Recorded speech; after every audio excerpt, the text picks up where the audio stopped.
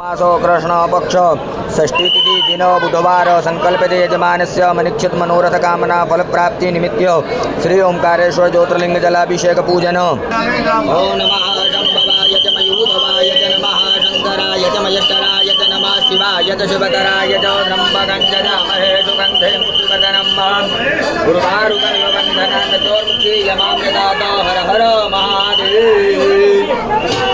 नमो विल्मिने च कवचिने च नमो वर्मिणे च परोधिने च नमः द्रुताय च सेनाय च नमो दुन्दव्याय च हनन्याय च श्रीदलं तुरगुणाकारं श्रीनेत्रं चौर्यायुधं श्रीजन्मपापसंहारं बिल्वपत्रं शिवार्पणं बिल्वपत्रं समर्पयामि पुष्पम् अर्पयामि माल्यादीनि सुगन्धीनि मालित्यादीनि मया प्रभु मया निदानि पुष्पाणि पुष्पोऽहं प्रतिगृह्यताम्।